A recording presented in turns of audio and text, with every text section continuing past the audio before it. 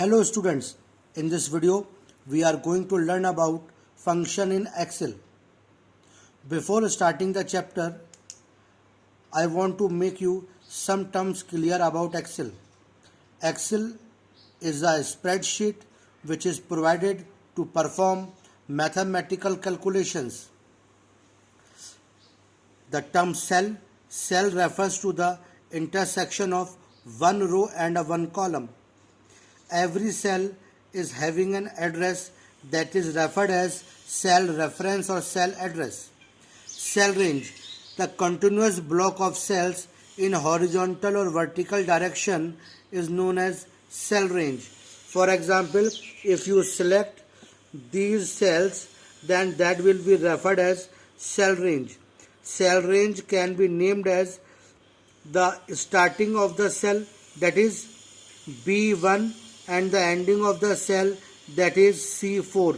So the reference of this cell is B1 colon C4. In this way you can specify a cell range. Cell range means the continuous block of cells in horizontal or vertical direction. Now the term formula. Formula refers to an expression made up of data value or the cell reference of the cells containing data value along with mathematical operators. Means it is a mathematical function in which you perform some operation like addition, subtraction, multiplication. This sign is known as caret sign. It symbolizes for exponent. Now how we can apply formula in an Excel sheet. Every formula begins with a equal to sign. Suppose you want to calculate the product of these two values, then here you have to write equal to the reference of this cell, means the address of this cell, that is C2, and address of this cell, that is D2. So if you write here equal to C2 into D2, it will give you the calculation over here like this. Look at this. We want to get the result of the multiplication of these cells.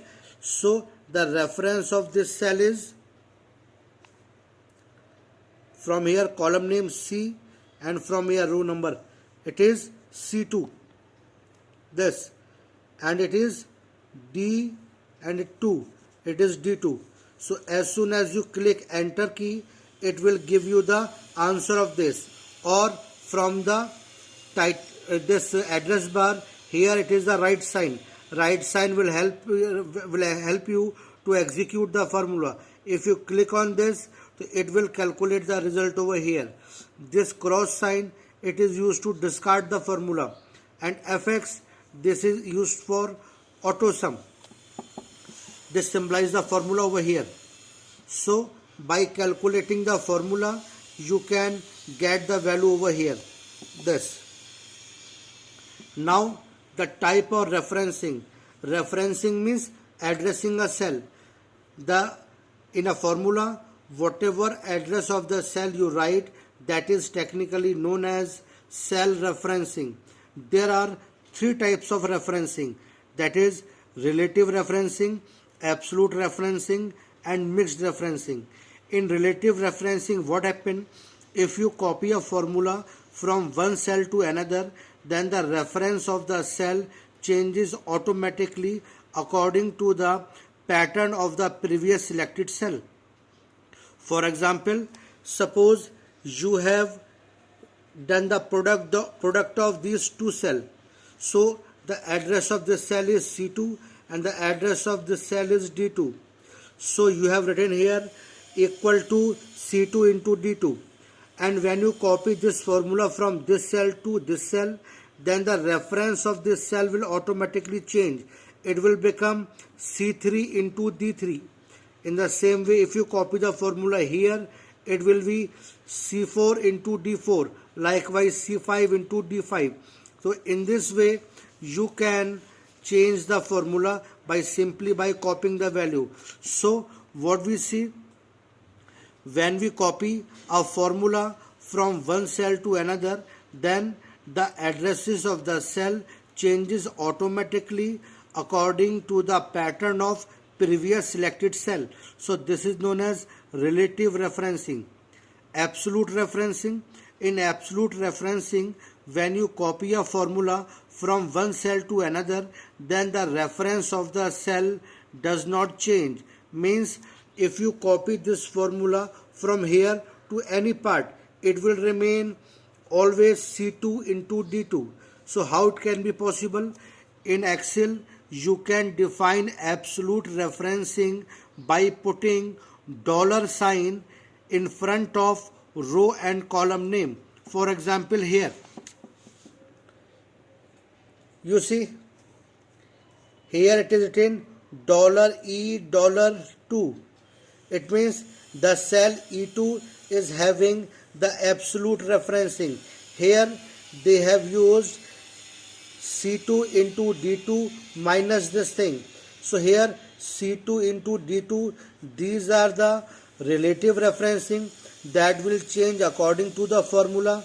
But here E2 cell, it is having the absolute referencing. It will not change throughout this spreadsheet. So here C2, D2, these two will be get multiplied and this 700 will be subtracted from here. When you copy this formula from here to here, this C2 and D2, they will become C3 into D3, but this E2 will become same, remain same. So in absolute referencing, when you copy a cell reference from one cell to another, then the reference of the cell does not change. So this is absolute referencing. Now the third one is relative mixed referencing. In mixed referencing, what happened? It is a combination of relative referencing and absolute referencing. That is, you can make either row or a column as absolute.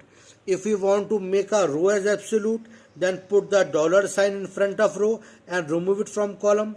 And if you want to make a column as absolute referencing, then put $sign in front of column name and remove it from the row number. For example, here you can see $A4. Here the column A is having absolute referencing and the row will change.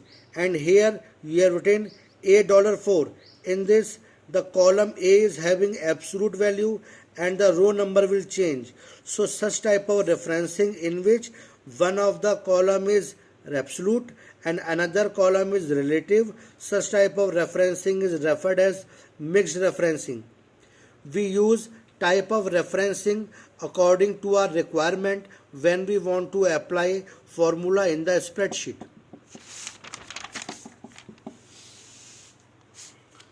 Now, naming the cell range. What is cell range? The continuous block of cell is known as cell range. You can name it. You can name it by selecting the cell and after right clicking, you right click on this, you will get this option. Define name. As soon as you click on this define name, a pop-up menu will appear and it will ask you to define the name of the cell like this. When we click on this, a pop-up menu appeared and it is asking you to enter the name of the cell. Suppose we have written product. So we have defined the name product to this cell range. So now whenever we want to refer the entire cell range, we can refer it with the name product. So how can we define a name to a cell range? First, you select the cell range. After that, right click on it. After right clicking, you will get a pop-up menu. In pop-up menu, there is an option define name. After clicking on this define name, a dialog box will appear, and in this dialog box you can define the name for your cell range.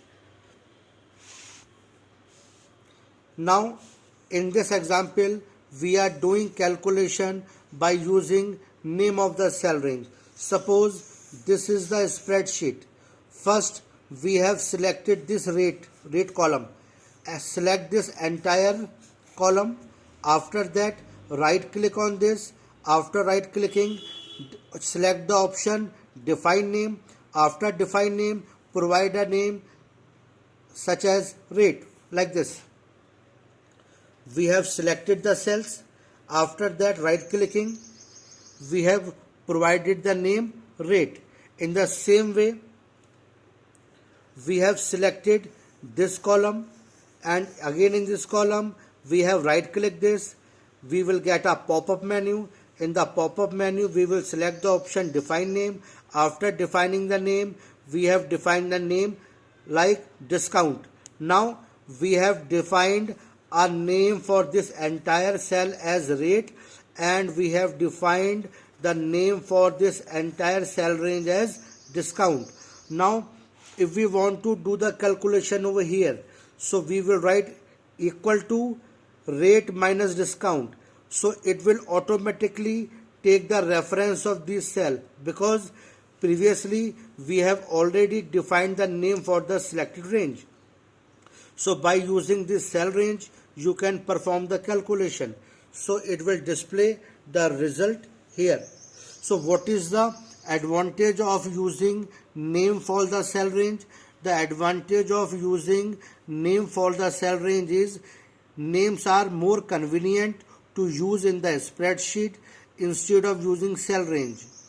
So in this way, you can provide name to the cell range, and that name can be used in the calculating the formulas in the spreadsheet.